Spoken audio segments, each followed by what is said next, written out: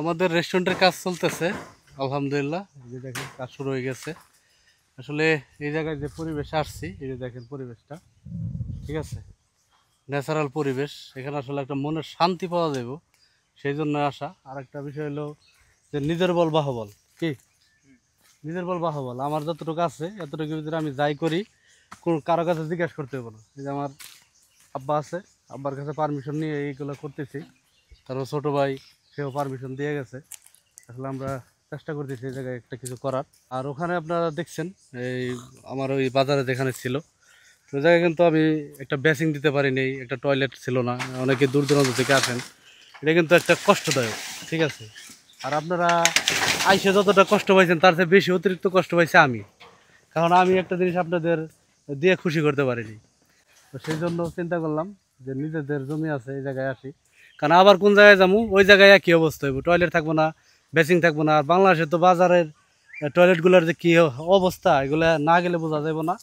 কিন্তু নিজে একটা রেস্টুরেন্ট সুন্দর করে করতে চাইলে মন মতো সাজাইতে হবে, ঠিক আছে। আমার এই মন মতো সাজাইতে চাইলে ওই রকম আমার নিজের জমি লাগবে। তো আলহামদুলিল্লাহ তাও তো আমাদের এই জমিটা আছে, আমি এখন চাইলে একটা কিছু করে পারতেছি, ঠিক আছে। কিন্তু যদি না থাকতো তাহলে তো এই ভাড়ার জমির উপরে থাকতে হতো, বা আমি কিছু করতেও পারতাম না আপনাদের জন্য।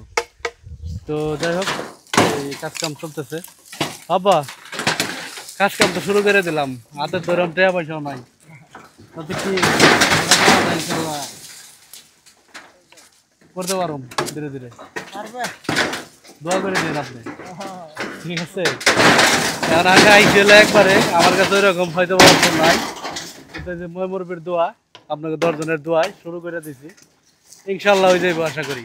আপনার এই জায়গার শান্তিটা কেমন লাগতেছে? অনেক শান্তি, কারণ এই জায়গায় শান্তি, ঠান্ডা বাতাস। ঠান্ডা বাতাস। এই জায়গার শান্তিটা নিতে চাইলে এই জায়গায় আসতে হবে। আর এই জায়গায় যখন আসবেন তখন বলবেন যে না ভাই, একটা কাজের কাজ করছেন এতদিন পরে, ঠিক আছে। তো সেই শান্তিটা এই জায়গায় তুলে ধরার জন্য চেষ্টা করতেছি।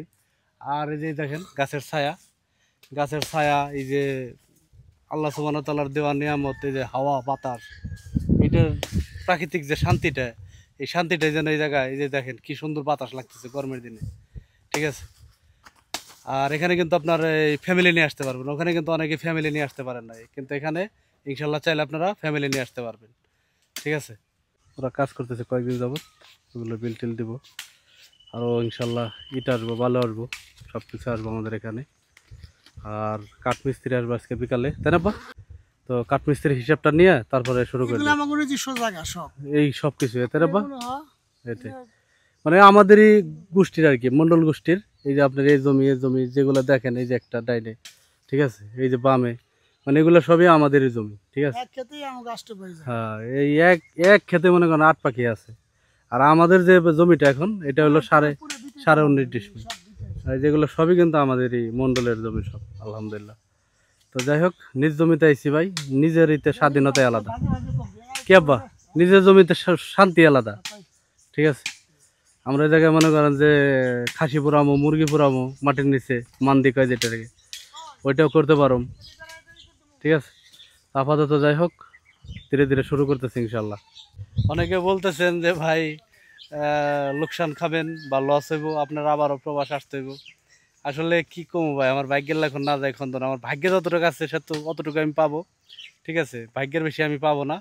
তারপরে দেশের মাটিতে আসছি, শত কষ্ট হইলো। এই যে মুরব্বী, এই যে 10 জন আছে, হ্যাঁ, আমার পরিবার সবাই নিয়ে যে একটা শান্তিতে আছি ভাই, এইটুকুই বাস।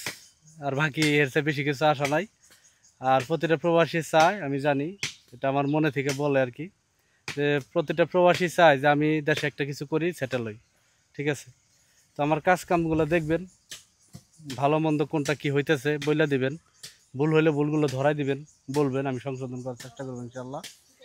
আর তিল তিল করে সাজাবো ইনশাল্লাহ। আপনারা আগেও যেভাবে সাপোর্ট করছেন আশা করি ইনশাল্লাহ এখনও সাপোর্ট করবেন। ধন্যবাদ সবাইকে। আপনার ব্যক্তিগত মতামত জানাতে পারেন। আল্লাহ হাফেজ।